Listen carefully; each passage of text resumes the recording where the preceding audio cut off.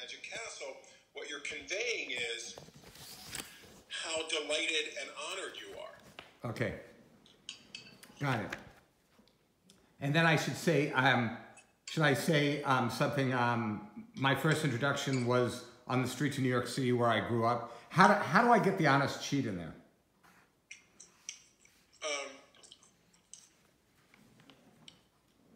Well, after you would say, the first time performing the Magic Castle, you say, now a second separate thought after you experience the joy of first time at the Magic Castle, beat, smile, and then, as you heard, I'm Alan Leeds, and I am an honest cheat. My intro to magic was on the streets of New York City where I grew up. So if you're going to get it in, it goes in right there. And I am considered a magic treat, or other people call me that, or I should just say I am a magic cheat. And I am an honest cheat. Okay. Okay. And my first introduction on the streets of New York where I grew up. Okay. And then I liked it, who's been to New York? Just very simple, straight there. That's what you said. I think that's good. Right. And you did that in one of your videos. You raised your hand. Right. Well, you told me to, so I try to follow some, yeah. Right. Which inspired them to do likewise. Yeah. Right. Okay. Now, let's just stop for a second and talk about logistics. If you see here, I have this small table, which is this size, and then I put this little thing on top of it. Yeah. And on this little thing, what I can do is I can turn it over, and I talk about, you know. Yeah, yeah. Now, I could always have it up there or not, but my thought is after that's finished, I could just take this off, and then I could put my book on top of that. Yes, and so what I would suggest, and you don't necessarily have to take that off, because you can put your book right on top of the little black pad. Right. But if you place that on top of the table that's already down there, right, what it does is it raises it up just a little bit. Right. It probably will help hide the steel and the load of the ball. Yes, right. And the surface on either side of it will likely give you a place to put the book in the envelope, or when you've produced the tennis ball, a place to put the tennis ball down. So I think I would err on the side of using the table. Logistically, it's going to be simpler, and then you can just put that thing on top of it. You can either walk up with it or have the MC do it in advance. Okay, the only concern I had was I like to get up and walk in front, you know, so I don't know how big this table is, but how do I get in front of it to, you know, do the book? Will that be a problem, or? Well, I would say you want to cheat the table slightly to the side. Okay. So that you have more room on one side than the other to walk around it. Okay. And just be aware that generally the seats are very close to the table. So okay. You won't have to take more than a step to reach anybody. Okay. Got it. That's what I wanted to know. Okay. So I don't have to worry when I get up and I give the racket to somebody. Yeah.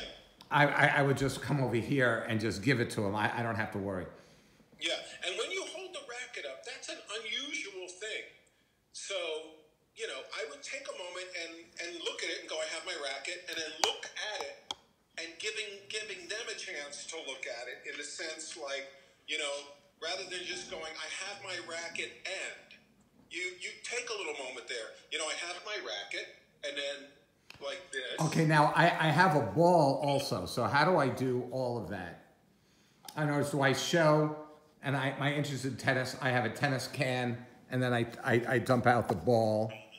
Yeah, and I would not have the little holder for the big tennis ball in the can, because it's not something we need to really be aware of. That can be just placed to the side on the table. They'll see it. They won't question what it is. They'll just assume it's part of the act. But I think it's easier and more streamlined just to have the ball and the pen. Okay, now the reason the can is I have a ball chopped in here. And my thought is by showing it empty and then putting it down, right, it lends itself that it's empty. Absolutely, and I would absolutely do that. But there's already a ball in there, including the one that's loaded. So it makes perfect sense for you to take the pen out and dump out the ball into your hand and then place the cup down. Oh, okay, okay. So I have all of this in here or not?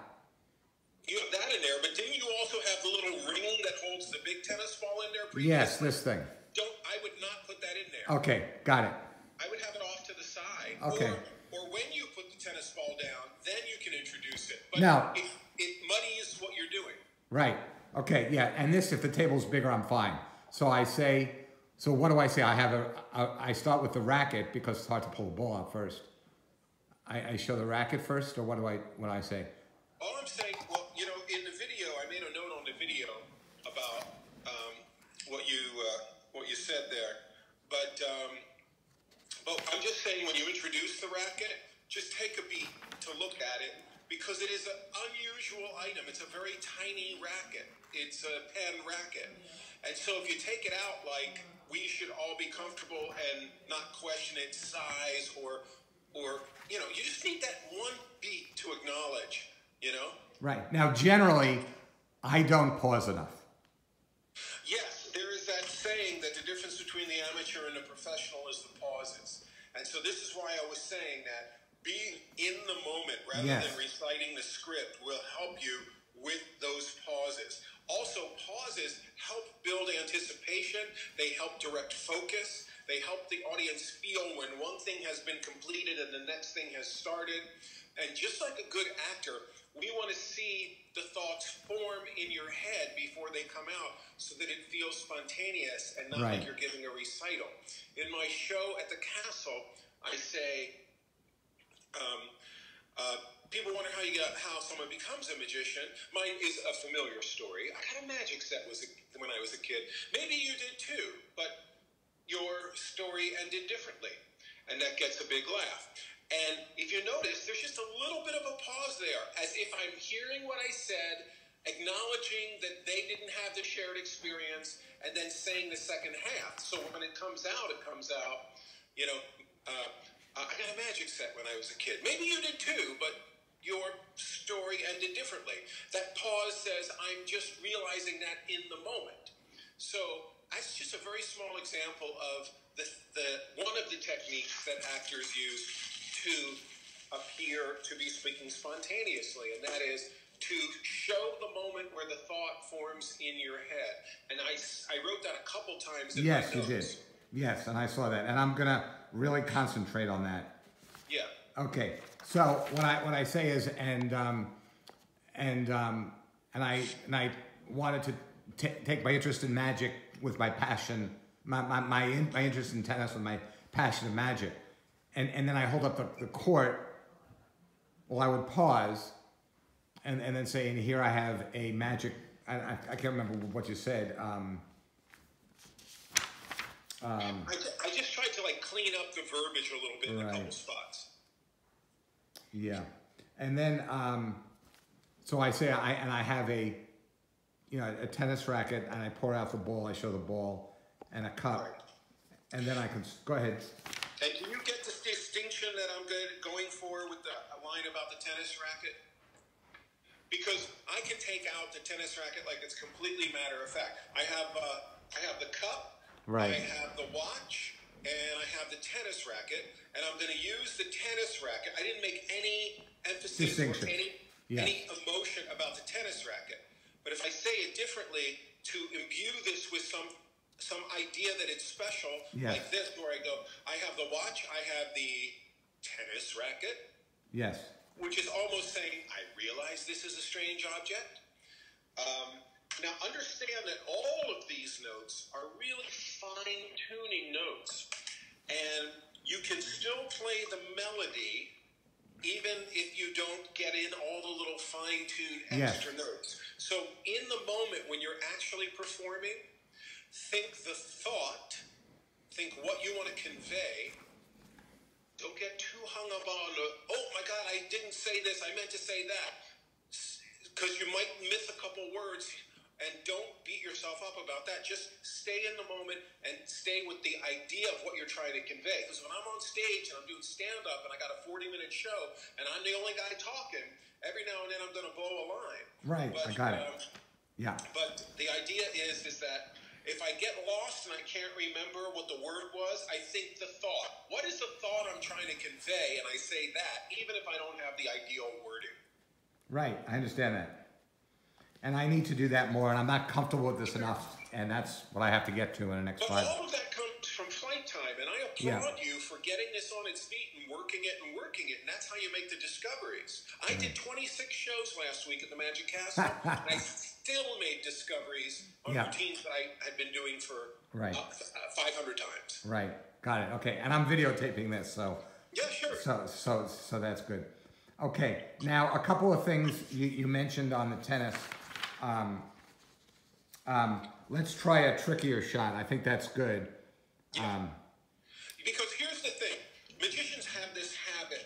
They go, yes, I found your card, but now I'll make it even more difficult. Why? Why would you ever make anything difficult for yourself? It's like a really, what I call, low option choice for a magician. Right. Because it doesn't excite anybody. If your dentist said to you, yes, I'm going to take that tooth out, but I'm going to make it more difficult by using my left. What? You go, what? That doesn't make any sense.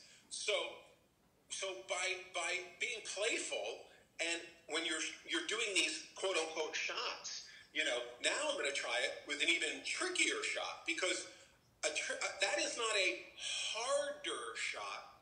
It's a trickier shot. Right. And we watch trick shot pool artists. So obviously this trickier shot is going to have an element to it that we're not expecting. So what it tells us is there will be something special in what I'm about to do that's different from what I've done before. And tricky plays much different than the word harder. Got it. I understand. That's good. Okay. And then when I palm the tennis ball and I put it in,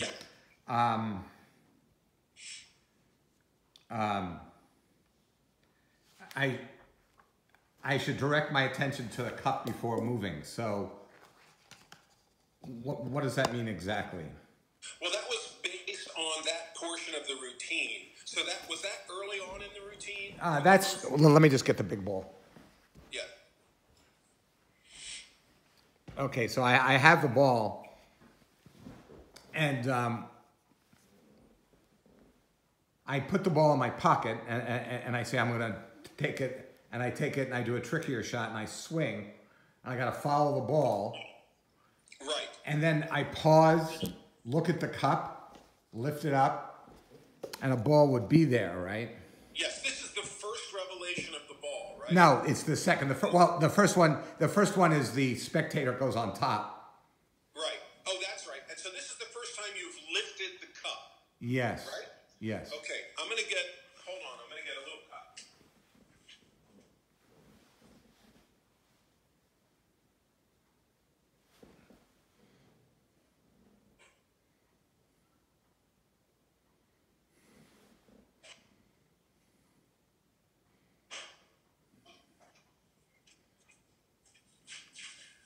Okay, so understand what's happening here is a focus of attention that's very important. Okay. So here's the cup, right? And let's say this is the ball. Right. This is underneath the cup, right? Right. And so when you are going to do the thing, first of all, the first component is that the ball vanishes, right? Right. It's in my hand. I swing at it. You swing at it and it's gone. Right. And then I don't remember about how you show your hand or whatever, but that's a moment too. Because, I mean, just watch this, okay? So if I take the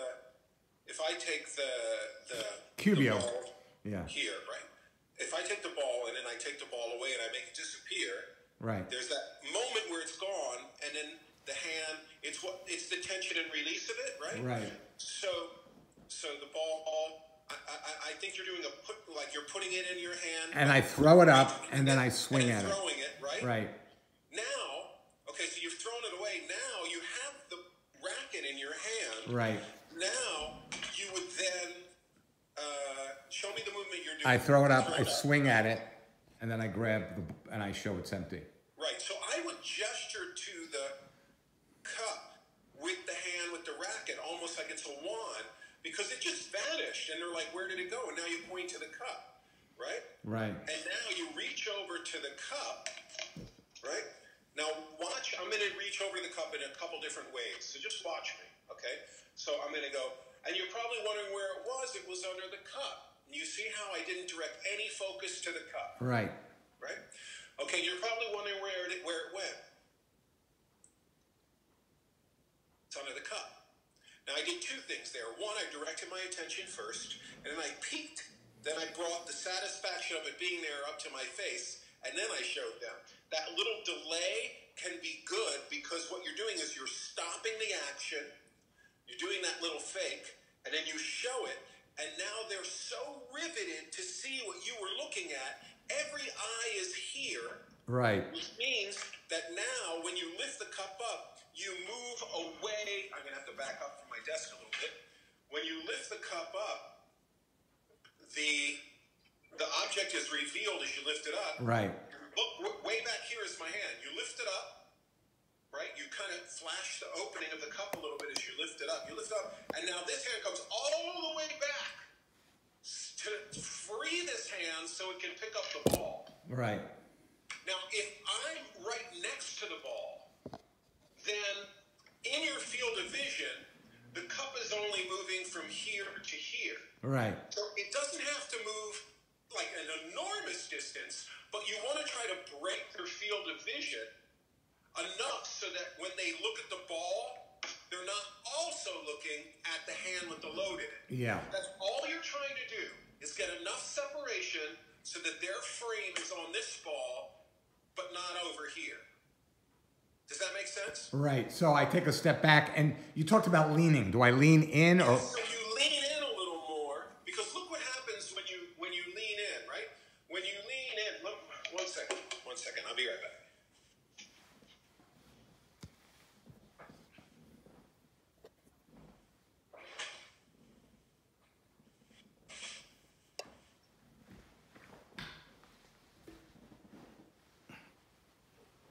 Okay, I wanted to spare you my boxer shorts. That's okay. This man doesn't walk Right. around in his boxer shorts at home. Okay, so here's the cup. Okay, let me prop it up on something so you can see the level of it. Okay, so you see the cup there, right? Right. Now, here's my body attitude. If I'm only leaning slightly forward and I come and I pick up the cup, I do this, right? And I have this distance here.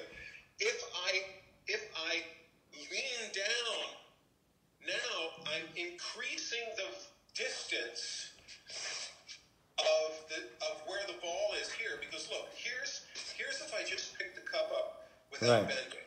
Right? Now, here's if I bend. Do you see how this portion of my body is moving backwards? Right. It's giving about 6 inches of distance. And so the difference is between my hand being here and then my hand being here. Right. And now when we translate that distance from the front, instead of being like this, where it's just here. Right. Now, if the ball's right here, look how I'm still in the same field of vision here. Right. Pretty much, right? Yeah. So that's why you want to have, of course, the hand is dictated by what it's holding and how high the table is and how much you have to hide with the hand.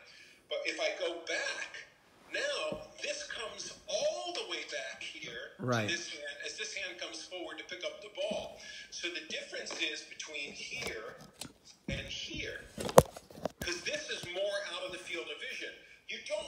I'm exaggerating a little bit. You don't want to make it look like you're trying to hide stuff. It just happens that way. But just a slight tilt forward from the waist. Now, I'm going to pick up the cup in 3 different ways again, just so you can see some of the different things I'm doing. So here's if I just casually pick up the cup straight on. I pick up the cup. Right. Now I'm going to bend back and I'm going to pick up the cup. And I'm going to do a little stop before I move back. I'm going to pick it up. Oh, it's there. And then I'm going to come back. And so the rhythm of that is this. So let's say the object is here. I don't know if you can see anything. Yes, I can. Yeah, okay, it's okay. So the object is underneath it, right? Yes. Okay, so there's a moment of revelation when I do that. So I want all of their vision on the object that's being revealed. So if I go like this, that big movement went zoom, like that, and the eye follows the movement, right? Right. So what do I want? I want their eye to lock onto that other object before I move the cup. So now it's like this, lift and then back. Okay, let me show you what the move is for it. Do you see my hand? What I do is I take the ball, I put it in my hand, I take the racket, I swing, I lift up my hand, I swing, I put the racket down, pick up the cup into my hand here. So I need to put down the racket first. Right, so here's the beats of what's happening. Okay. So this is the racket. Right. And let's just say the coin is the ball. Right. And you're actually taking the ball with the hand that has the racket, right? Right. Okay. So you appear to come over and you take the racket and you do your swing. Right.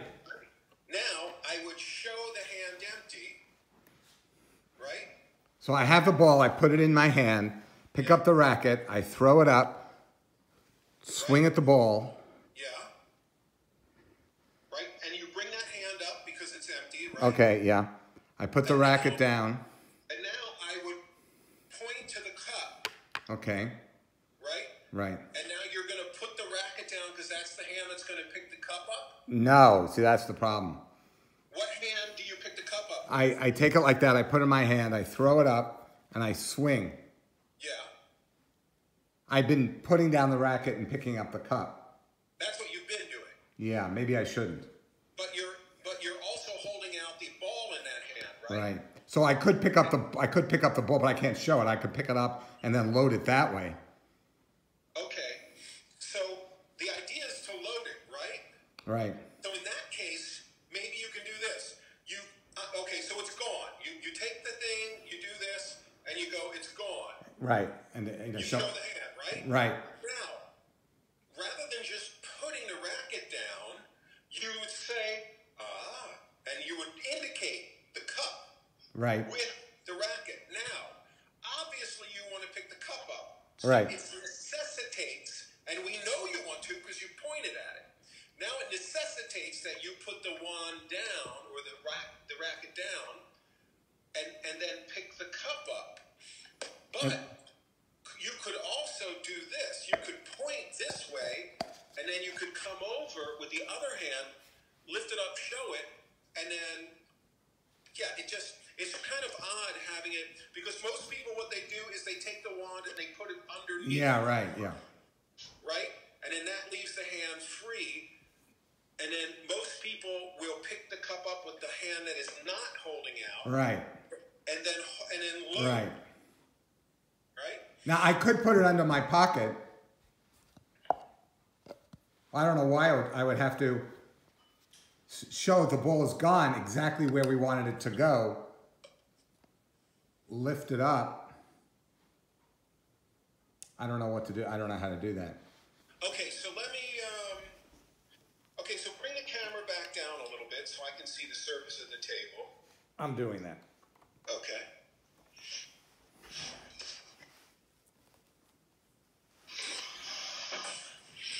Okay.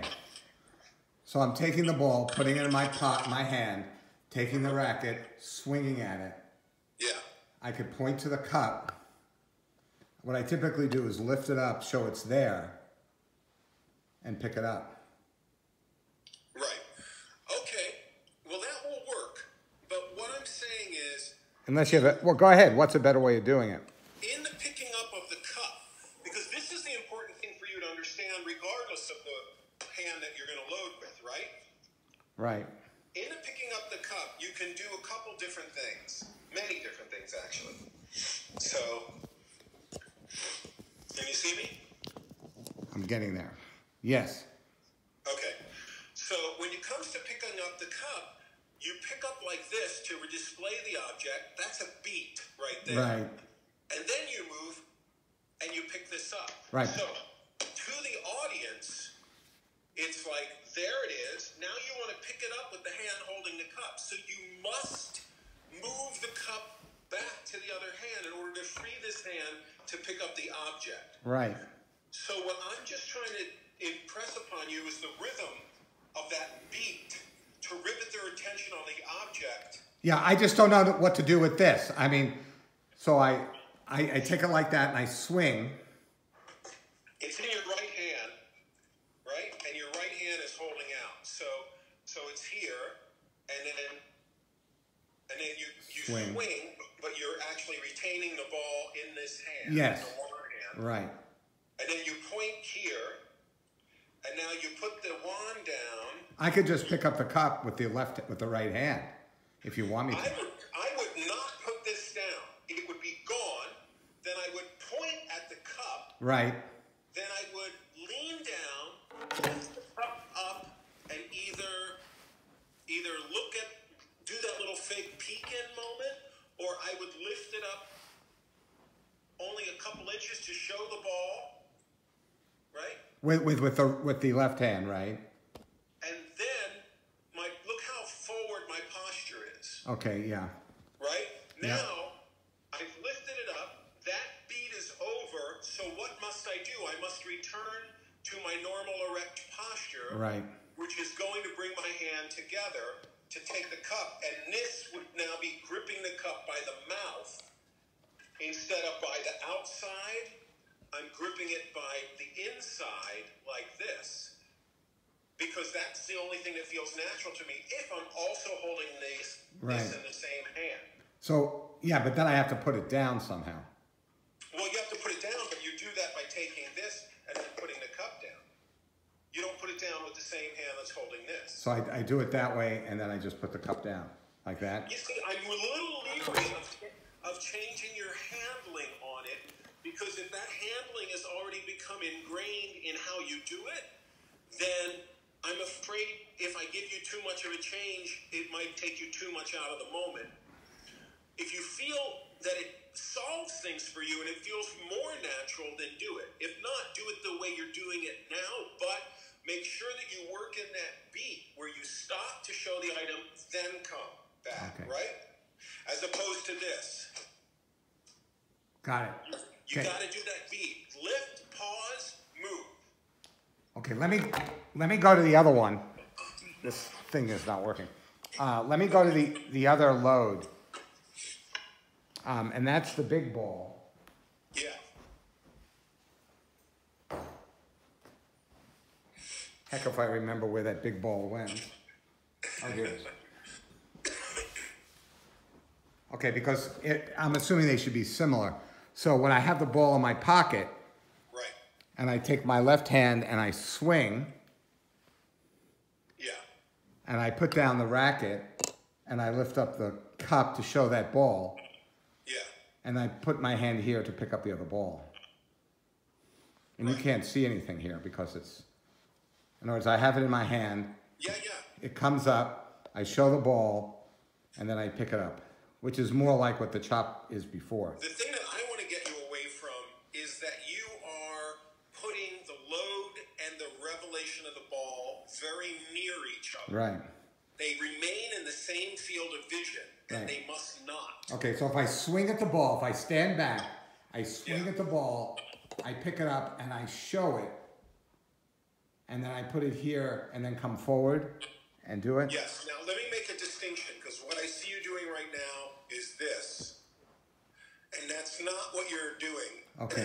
Or that's not the intention of it. Okay. So the intention of it is to lift it up, and it's slightly forward. You're only lifting it up. You're not making an effort to display it. You're just lifting it up. Okay. But the difference is you're not doing this. Right. You're just lifting it up so it comes slightly forward. And then you're doing a beat, and then you're bringing this back to return the hand to pick it up. Okay. Should I be close or should I be further away? It serves you to be further away, but not an uncomfortable distance away. So it's a rock back. Can I do a rock back? So I rock back. I'm up here. Yeah. And I rock back. Okay, so all movement should be motivated. So what does it take to get you further away from the cup, right? So you've done the thing.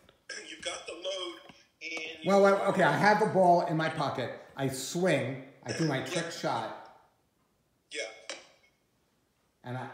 And my hand's in my pocket, so I just naturally take it out, and I lift, and I come forward and I lift it up and show the ball is there. And I need to so I would say this will happen. Watch me. Okay. Hands on the pocket, getting the ball. Right. You've done this thing. Whoosh. Right. Like that. Now, I would put this down next to the platform. Right. I want to maximize the distance without stepping away from the table. So I would grab the cup and I would lean forward a little bit. Right. And I would turn my head to look a little bit. And then I would look up at the audience to smile, which says it's there. And then I would lift it up a little bit so they see it. And then I would move back and forward like that. Okay, so I'm lifting it to look,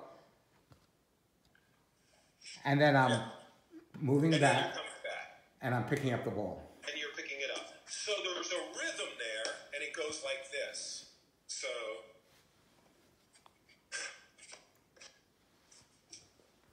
and the difference is, or the distinction I'm making is, it's not this. Right. Because that takes their eye right back to here. Yes. It's lift, then back here. So it's lift a little bit. Look. Do I look at the audience? Yeah. And then do that. So Yeah. I lift, smile, put it back, and then lift up. Yes, right. Because that's the end of the beat, is picking up and displaying the ball, and that's where the pause comes. That's where the beat is in the routine. Okay. Let me practice. Okay, so I look. So I swing at the ball, put the racket down, look, smile, and pick up the ball. You look too guilty. You look really like you're trying to do something sneaky there. Okay. Because when you're picking up the cup, you're doing this. Watch. I got to come up a little higher. Watch. You're doing this. And you look so guilty coming away like that. Right. But that's why I'm saying when you lift it up, your hand is just slightly forward. It's for a beat. And then then you come forward. I'm going to do the timing, and I'm going to exaggerate it. Just watch me there. Okay. Okay? So, 1, 2, 1, 1, 1, 2. I don't look at the audience until the end. Looking at the audience, you can do it when it's natural. You may do it when you lift it up. You may look at them and then come back. But I would say focus all of the attention here. And if you look at them, you lift it up. The looking at the audience is when you see it, but they don't. You lift it up, you see it, you look up, you smile, then you stand up. Yeah, so I'm convoluted, and I think when I try to do that. Here's what I'm trying to impress upon you. Okay. It's the rhythm of it. I'm going to do it again. Okay. Okay. So I've placed this down. It can be beside the little platform, right? Right. Then right hand picks it up. No, the right hand. Your right hand has the ball. Yeah. So now I'm going to lift this up like this, and I'm going to go 1, 2, 1, 1. Right? Okay. Because here's what I want to do. I want to reveal the ball. I want to pick up the ball. Oh, wait, the cup's in my hand. Here. Now I can pick the ball up. Right. And when do I look at the audience? Only at the end? So all the focus is here for the revelation of the ball. So I look up and then keep my focus and bring that up. Actually, pardon me, because you're loading, once they see that ball, okay, once they see the ball, now as this comes back, your body's coming up and you're looking up at them, and now you look back down and you pick the ball up. Okay. So it's as the cup comes up, I look at it, smile, lift it up, and then do that. But do not because here's what I don't want to. I don't want the impression to be right where it's like, oh, I'm trying to. Right. I understand. Right. behind the thing. So if I swing in my pocket, Yep. I say, and I'm going to do a trick shot. I'm going to take the racket, do a lob like that, Yeah. and the ball is under the cup. Right. Now, the trick shot, it's a trick shot, right? Yeah. So you go like this. So here, watch. Boom. And you point at the cup. It's a trick shot. It's invisible. You're following the path of the invisible ball making its way to the cup. So I swing, have the ball come down, Yes. tap the cup or something. Yes, tap the cup. Now, you don't have to put and I know it might be just because of the table you're on, you don't have to put the wand right next to the cup. You can put it off to the side. Right, yeah. And now you come over and you look, and now pick it up, look at the audience. Good. And now it's much more focused on the ball than before. Got it. Okay. Good. Thank you. Yeah. I'll work on that. Yeah. Okay. So then... There's a video of Paul, the famous British magician who was the Johnny Carson of England. Paul Daniels. There's a video of Paul Daniels doing a chop cup, and he has a rhythm whereby he reveals the ball and then moves the cup back for the load. So if you're looking for an example of the rhythm, you can look that up on YouTube as well. Okay, good. Okay. And then, whoops. I love your gift for physical comedy. Yeah. Let me just stand this way, maybe this way. Okay. Now, on the next thing, let's talk about the other. I close the tennis by saying, place the ball next to the bound, pick up the book and say, now, what do I do now to get my book? I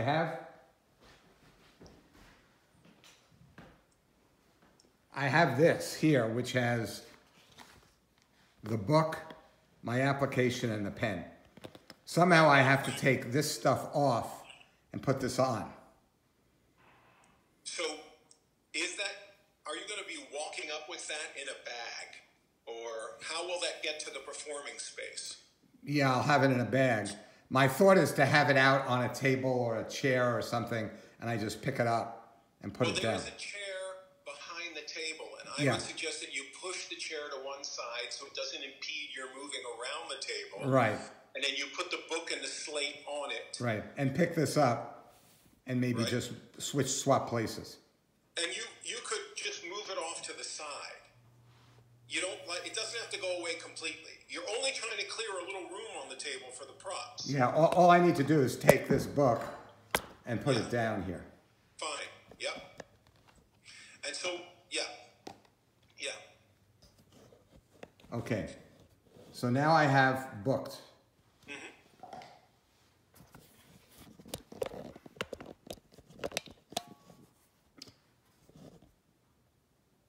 Okay, let me just angle this down. Now, what you were saying on booked was taking the book, remove the envelope, pick up the book, take the envelope, and say, in tennis they use terms love, and as you know, I love magic, which is why I'm trying to become a member of the Magic Castle. Now, can I fold this piece of paper because it's too big for an envelope, but I can't fold it in half? Yeah, I would fold it in half and put it in an appropriate envelope. Okay, so I'll put it in half. And then talk about the book first, before micro expressions. Just a little detail on that. You're taking out the application from the book. Right. You know, in tennis they use the word love, and I really love magic. That's why I'd like to become a member of the Magic Castle. In fact, I have a copy of my membership application right here.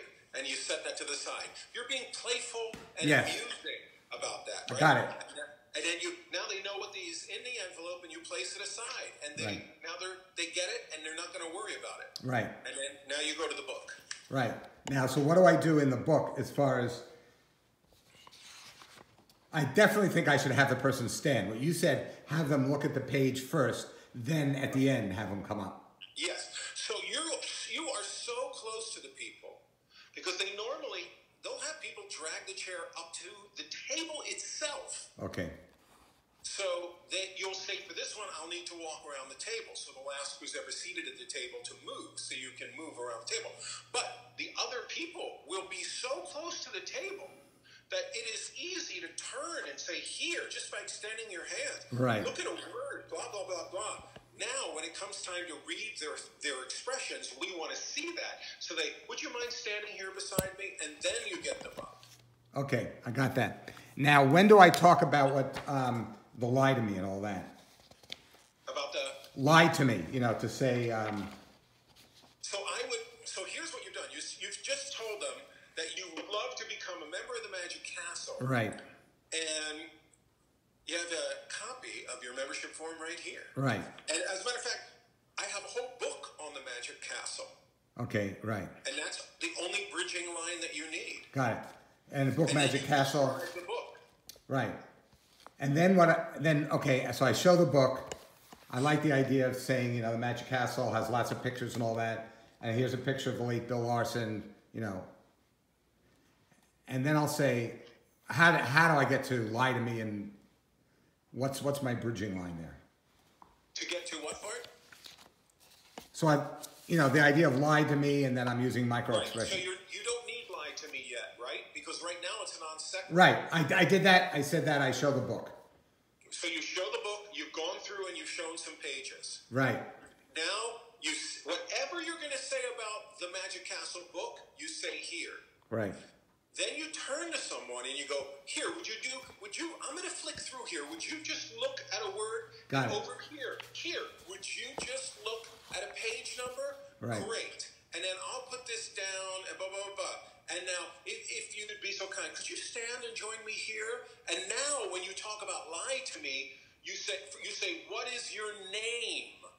And they say, actually, that's happening when you're putting the thing in.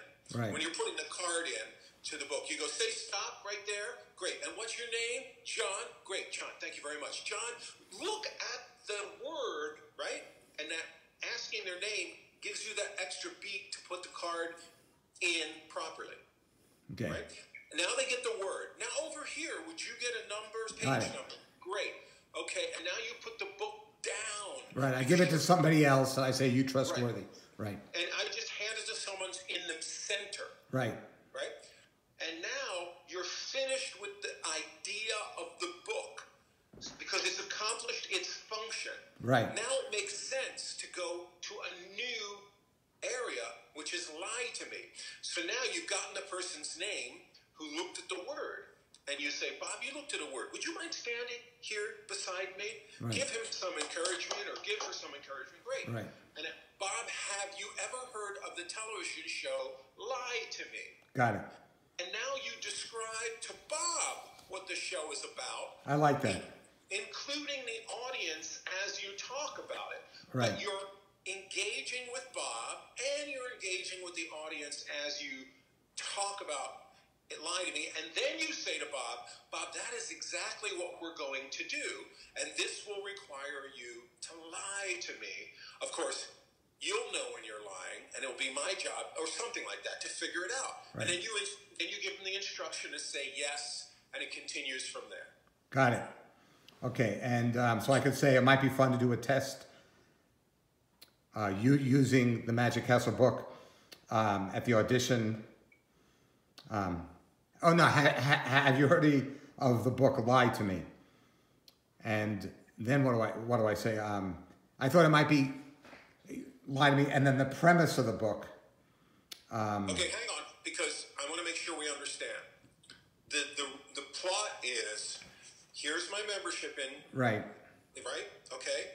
Here's a book about the Magic Castle. Here, you look at a word in the book. Right. You look at a page number right. in the book. You hold the book. Have you heard about the show Lie to Me? Right. We're going to attempt something like that right now. You're thinking of a word. Let me get my pad. You get your pad. Say no, say no, say no, or say yes, say yes, say yes. You've already finished with the book. You don't need the book right now. Right. Now you get to the point where you guess the word correctly. Yes. Now you've got to guess the page. You got to guess the page number. I don't remember. Or you? I asked them to concentrate on the word. I try to figure out Spain. So I say some things. It could be a person. It could be an object. You know, and then a place. And I say, now let's narrow it down. And I get a city, state, country. Yes, it's a country. Then I pull out my thing and I write it down. Right. But do I explain I say the premise of the, you know, after they go through all that, the book is down. I say, let's look at the premise of the program as the premise of the program is to be able to look at expressions that you unconsciously give when you lie. And I'm going to try to detect those. Yes. Yes. Okay. It's like the tell in gambling. Yes. Okay, good. Got it. Okay, that's good.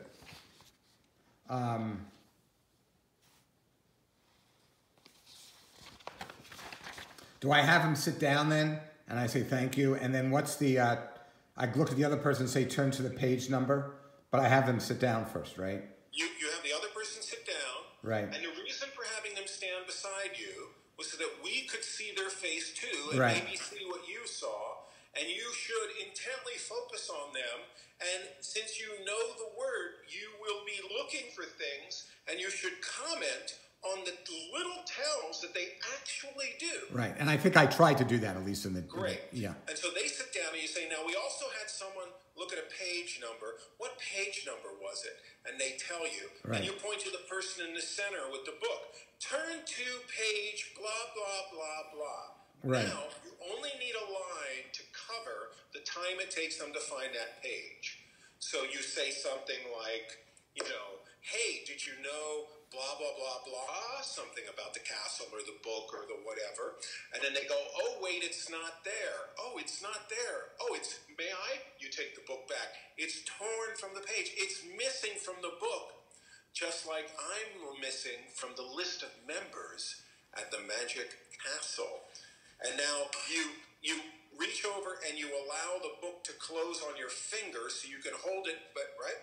And then you take the envelope and you kind of like open it with one and you say, will you take that out? And then the person in the front can just reach over and take it out for you as you put the envelope down, and now you take it back from them and you say, it's a torn page. What number is on the page? And now you let them read the number as you're holding it. And then you open the book again and you bring the page up to show that the pages match perfectly. It's a perfect fit. And I hope the membership committee finds me a perfect fit as well. Or right. I believe something to that effect is right. what I wrote in the notes. Yeah, that's good. Okay, good. And then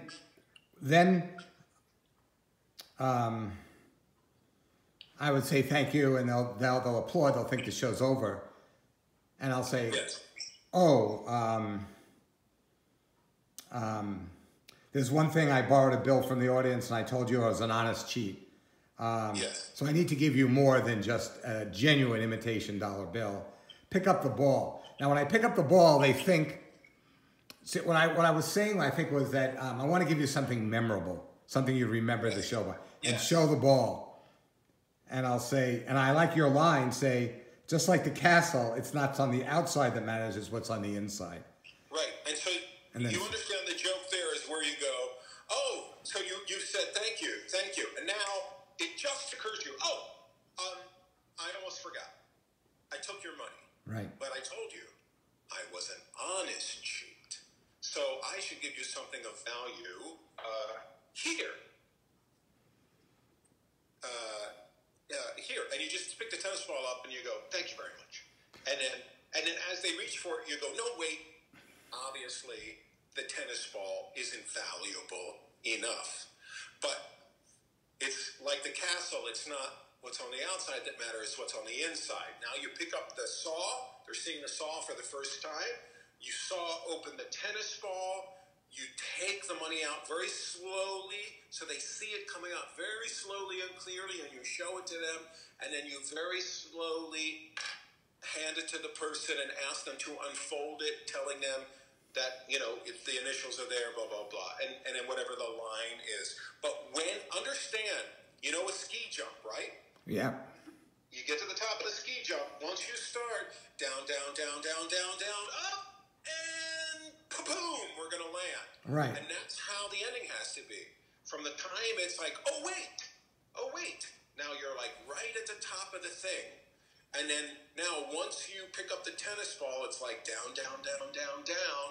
And then you cut the ball open, and then the leap is when you take the bill out. And then they unfold it to the initials. That's the landing. Boom. That's the end of the show. Okay. Can I say, before I pull out the tennis ball and I say, I don't want to take it to him and then give it back. I'd rather say, I'd like to give you something that's memorable. Okay. And then I just take the saw, I open it up, and then at the end, I can say, I hope I made a good memory for you. You've made a great memory for me. Thank you. Yes, exactly. So you pick the ball up, and then you do, of course, the line about, it's not what's on the inside. It's not what's on the outside. It's what's on the inside. Then you cut it open. You know. So I hope I made a great memory for you. You made a great memory for me. Thank you. And you're thanking every. Yes. Yeah. Good. Yeah. Okay. Anything else? I think I like your improvements to it. I think that's been really good. And the reason why the two things that are really important to know, cold as they say, to have them perfectly in your head without any effort whatsoever, is the opening and the closing line. Right. Because those are the two most important moments in essence. Right. And so that last line, you know, I hope I made a memory for you. You all made a great memory for me. Thank you. Or can I say, this has been a great memory for me. Thank you. Yes, of course. Perfect. Good. The key things I have to remember is I have to get the line so good that I don't start getting verbose. Because as you point out, and the tape, because I used to be about 14 minutes. And then when you saw it, it was 11 minutes, which gives me an extra minute. And I got to get it down to 9 or 10, I think. Yeah, you want to leave yourself, you don't want to be rushing. Right. Because if you rush, you're not going to take the pauses that matter. And I got to do that more. And if someone says something that's genuinely funny or in the moment, you don't want to feel like, oh, I can't acknowledge it because I got to move on. Right. And understand that the spontaneous things that happen are what people live to see. Right. Because a joke that's spontaneous is better than a canned joke. So. Yes, because they appreciate the nature of their witnessing something that is happening in the moment for the very first time. And that's what all entertainment strives to do as an illusion, is to pretend it's all happening for the first time. So when these moments are gifted to you, you should take full advantage of them. When I was on stage at the Castle last week, I made a very strident effort to acknowledge and react to, even if it was non-verbally, to everything they did, and to be affected in some way by everything they did. So they did not. I didn't ignore anything that they did. I didn't necessarily point out everything that they did, but I let everything affect me, and I reacted to it intellectually and emotionally. Right. So if I needed to say a line, I could say a line. If some guy gave me a very verbose description of what he did, pharmaceutical, blah, blah, blah, blah. And I said, that is the fanciest description for drug dealer I have ever heard. Right. So that was me responding intellectually. And then other times I gave someone a little lighter to use, and they're trying to get the lighter to light, and they've never used a lighter where they don't know how, and they can't get it lit. And so I just stopped, and I kind of looked at that and was kind of I was affected by their not being able to do it. And then after, the attention finally went from them back to me. Only then did I go, it's childproof. Do you feel young? Yeah. Right? I understand. So take advantage of those moments. Right. Will they respond in the group? Have you been to any of these auditions? Are they going to be pretty... I have not been to an audition in 10 years. Okay. So I'm assuming that they're going to let real people be a part of the audience. I don't think, I think there's going to be 5 to 10 magicians there.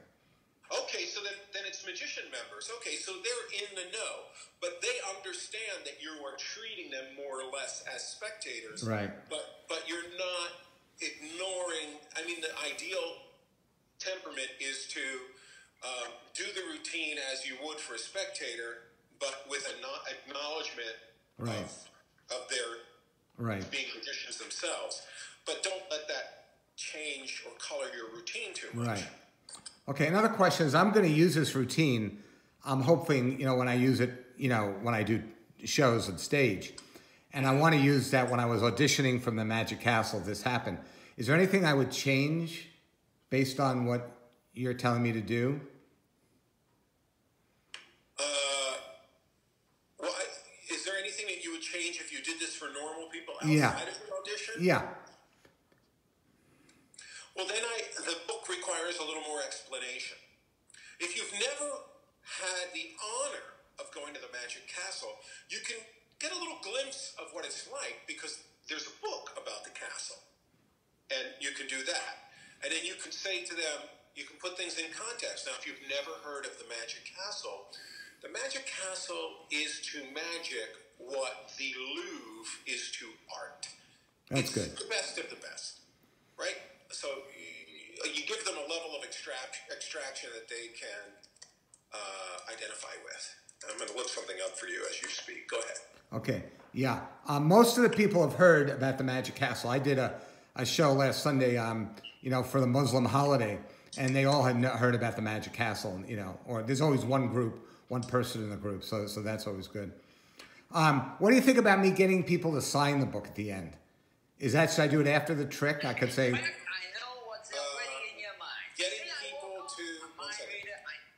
Getting them to sign the book?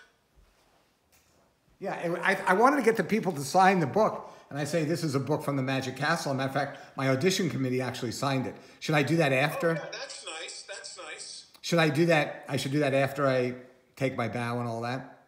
Yeah, I would ask them afterwards. Okay. Because I think it'll be a good souvenir to show, and it gives credibility and all that. Right. Yeah, good.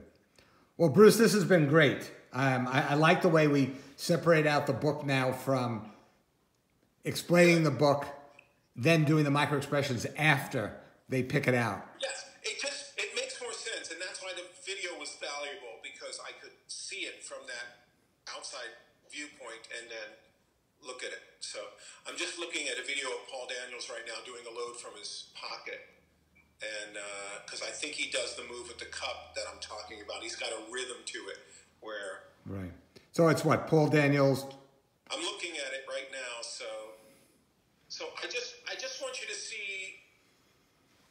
There's one of him doing a chop cup, and then there's another one of him doing cups and balls. But in the chop cup, you'll see he lifts it up. He lifts it up. He pauses, then he moves it back. Right? It's not one continuous motion. So I look. He lifts it up and then back. Right. So it's like this. It's like this. Up and then back. Okay, but I'm going to tilt it first and look to see what's under it. Right? Do you like that idea? You don't necessarily have to do that, but it's a technique that you can use. So I'm going to send you this link to Paul Daniels. Okay. Watch how he loads the cup. And the specific thing I want you to look for is the pause where I said it's 1, 2, 1, right? Yes. So this movement here and then a fast move back, he takes that little pause. He comes up and then back. He does not do up and back. Got it. So that's what to look for. Okay. So maybe I do it twice. So the first time I'll look under it, smile, and do it. I'll lift it up halfway and do it, and then the last time. Now, am I putting the racket down and then lifting it up, or do I? Because you said I might not feel comfortable lifting it up and holding the tennis racket at the same time. I would say you're going to have to see for yourself, because we develop a kind of muscle memory. Yeah. When we do things. Yeah, right. And I don't want to disrupt your entire rhythm. So if it feels comfortable, you can do that. And understand that one of this technique that I talked about, the peak is good if you're going to be bending down. I will do that. And then lifting it up. And it's almost a kind of a humorous thing, because it's almost like you're looking without showing them, and it's like, oh, it's kind of, without saying it, it's like, oh, you want to see two kind of a moment, and then you come up and then back. Right. And that moment when you come up, they look at the ball, and the hesitation of peeking is just to build the suspense, to make sure every eye is riveted there, and then it comes up. Right. Now, do I only do it if I feel comfortable? It's natural to you. Right. You'll watch Paul Daniels. He doesn't do it. It's just one of the techniques you can use. Right. Now, looking at the audience, after I peek, do I look at the audience, then look back down, and then look at the end, or what do I do on the looking? That you're going to have to feel as a rhythm. If you watch Paul Daniels, because of the way his body is, he is not facing full on like this, right? If this is where the load is coming from, he's not doing this. He's turned. That's better for me, yeah. I would rather do that. He's at 3/4. Right. So when he comes up, now he comes back this way, not like this, but like this, right? And his focus is on the ball, all on the ball here. Right. Now, I could take my left hand because of my table, and that doesn't have to be that far back. I can have it way further. The one thing you don't want to do is give the impression that you're purposefully hiding the cup from view as you come up. You should only, I'm going to use the edge of the frame here. You should only come as low as this if need be, rather than this. Got it. Now it feels like you did something fishy, especially if you did that as opposed to this. Should I take my left hand and keep it by the pocket, or should I move it forward? You have to feel that. It's a rhythm. It's hard for me to say. If I watched you do it several times in a row, I could maybe give you a little correction there on your rhythm. But like I said, study Paul Daniels, because you'll see in his routine, he makes a joke of reaching into the pocket. So you become comfortable with his hand being into the pocket. So I'm not saying that's how you should do it. I'm just saying that's the distinction between your routine and his. You're not.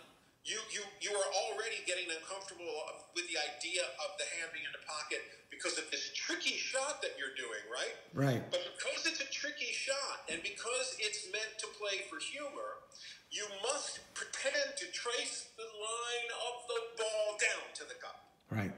I'll do that. Otherwise, it wasn't tricky at all. It was just what you did before, right? So you need to imbue it with something special, and that following the invisible eye line, it's that I think I wrote a line in there about, it's the invisible blah, blah, blah. Not even Roger Federer does that. Yeah, and I'll use that. I like that. I don't know if he's the current biggest tennis guy. Yeah, that's fine.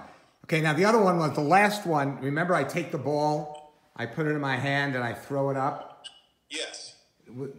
That seemed to fool people. Now, is there something you want to say to that? On the particular time you did it there, I saw it before and it was fooling, but in that particular time it wasn't.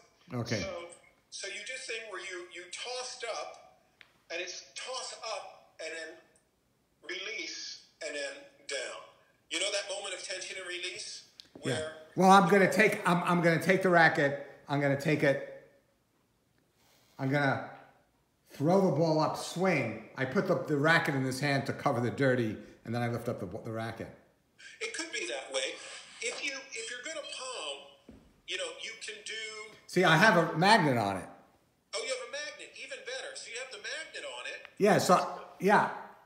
So I'm tossing it. So that what you didn't do in the video is you kept your hand like this, like it was resting in your palm. You did not turn the aspect of your hand over enough. Oh. You don't have to turn it flat, but it wasn't vertical. It was still tilted more like it was holding something. So maybe I have to take the ball, show it, swing at the ball, toss my hand up like that, come down like that. So it's kind of like. Don't you toss first and then swing? Isn't that how yes, right. I take the ball, and I toss it up, swing, and I can come back down like that. Yeah, just make sure you don't have to turn it this way to the point where the ball might be exposed, but you just need to have it this way where it's perpendicular to the floor. Got it. Right? So I'll toss it up without, and then I'll turn it this way. Yeah, now and from then my angle, I can see the ball, so you got to be careful about that. Okay. You're going to be seated below you. So that's why I'm saying you don't need to turn it out like that, but you do want to keep it vertical as opposed to too much like this, which looks like it might still be resting in your palm. Got it. Good. Good. Well, thank you very much. You're welcome. You're welcome. And I sent you the Paul Daniels clip to look at. Good. And you can send me the balance in PayPal tomorrow. You got it. And then let me know what your experience is after your next performance or rehearsal. Okay. Yeah, I might rewrite it just to send it to you. Yeah. And I'm doing it tomorrow night, and then I'll have some time to practice it. Good. And then I guess you're going down to Santa Monica later in the week. Yeah. And what day were you going to be there? The 20? I'm going to be there. I'm going to be there that Sunday and then the Monday. The Monday is the 26th. That's when my audition is. Oh, your audition's on Monday, right? Yeah. 26th. Yeah, and then I have Steve Silverman's coming. You know Steve, I think. Uh-huh. And the